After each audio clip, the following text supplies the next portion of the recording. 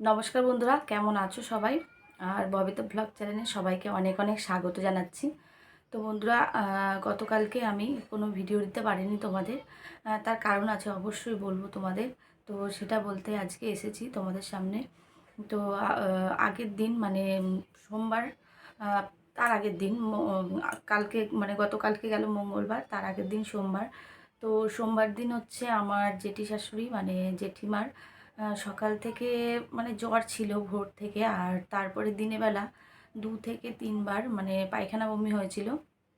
তো তারপরে বিকেলবেলা ডাক্তার কাছে নিয়ে যাওয়া হয়েছিল, আর প্রাইভেট ডাক্তার কাছে। তো প্রাইভেট ডাক্তার সেখানে স্যালাইন দিয়েছিল, আর মানে ওনার স্যালাইনটা টানতে পারছিল না, অর্ধেকটা টেনেছে তারপরে টানতে পারছে না। তো প্রাইভেট ডাক্তার উনি সঙ্গে সঙ্গে সাজেস্ট করে দেন যে তোমরা পেশেন্টকে নিয়ে ইমিডিয়েটলি হসপিটালে ভর্তি করে দাও। তো সেই মতোই আমাদের বাড়ি থেকে মানে জেঠিমাকে নিয়ে ছর্দি আর মানে জেঠিমার নাতি ওরা গেছিলো। তো ওরা সঙ্গে সঙ্গে ইমিডিয়েট হসপিটালে ভর্তি করে, আর এমার্জেন্সির থেকে ওনাকে একটা সেলাইনও দেওয়া হয়। তো সেটাকে নিয়ে ওনাকে অ্যাডমিট করা হয়। তারপরে অ্যাডমিট করার পর ডক্টর সঙ্গে সঙ্গেই চলে আসেন দেখতে, আর দেখে যে বলে যে না, ওনার পালস একদম মানে খুবই কম, পালসটা সেভাবে পাচ্ছেনই না, ইমিডিয়েটলি এই পেশেন্টকে মানে অক্সিজেন দিতে হবে। তো একটা মানে সেলাইনটা মানে টেনেছিল, পুরোটা টানতে পারেনি।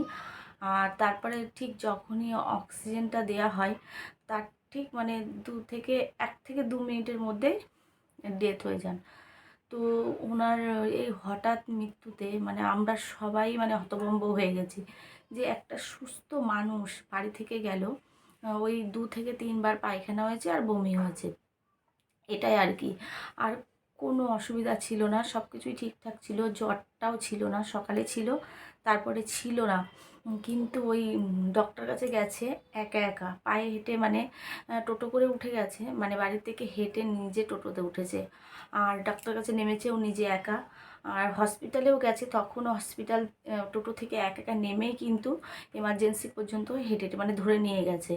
সেই সুস্থ মানুষটা কিভাবে মারা গেল সবাই সেটা ভেবেই পাচ্ছে না, যে সে তো একদম সুস্থই ছিল, কোনো অসুবিধা ছিল না।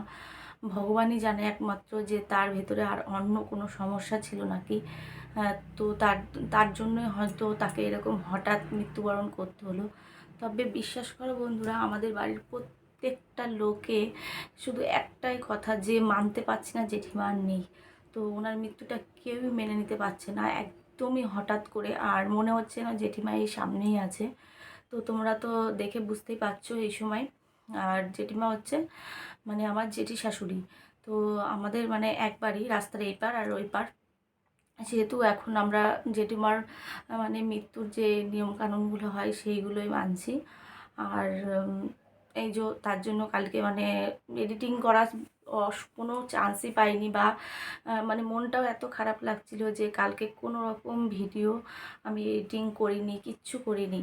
ভিডিও আমার আগের ভিডিও রয়েছে, তো শ্যুট করে রেখেছিলাম, সেগুলো এডিটিং করতে আর ইচ্ছা হয়নি, তো দিইনি। কালকে সারাটা দিন ঘরে ছিলাম। তো তোমাদের দাদাভাইও কাজে যায়নি কালকে, দাদাভাইও ছিল সারাদিন। কেননা জেঠিমা মারা গেছে হচ্ছে রবিবার দিন, সোমবারে রাত্রেবেলা ওই 9:45 নাগাদ মারা গেছে। তারপরে হসপিটাল থেকে 4 ঘন্টা মিনিমাম বাদে তো ছাড়ে। তো 4 ঘন্টা বাদে ছাড়তে ছাড়তে ওই রাত 1:15-20 হয়ে গেছে বাড়ি নিয়ে আসতে। তারপরে বাড়ি এনে নিয়মকানুন বেশিক্ষণ রাখিনি, যেহেতু সবাই চলে এসেছিলো দূর দূর থেকে। আমার শাশুড়ি মা ওরা বাড়ি ছিল না, ওরা গেছিলো। তো তোমরা আগের ভিডিওতে দেখেছো যে ওরা আমাদের একটা রিলেটিভ বাড়ি গেছে অনেক দূরে। তো সেখান থেকে ওরা গাড়ি বুক করে চলে আসে, আর ননদেরও ওখানে বাড়ি, তো ননদও চলে আসে। তারপরে মানে জেঠিমাকে হসপিটাল থেকে এনে বেশিক্ষণ রাখা হয়নি, তারপরে নিয়ে যাওয়া হয়েছে দাহ করার জন্য।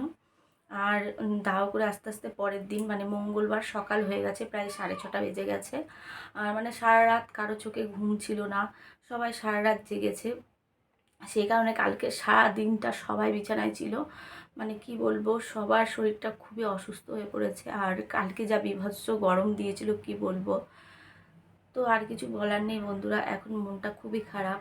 ভিডিও রয়েছে হ্যাঁ শ্যুট করা, তো না জানি কবে ওইগুলো এডিট করব, এডিট করে তারপর তোমাদের সামনে মানে তোমাদের সঙ্গে শেয়ার করব। তো বন্ধুরা আজকের মতো এখানেই শেষ করছি।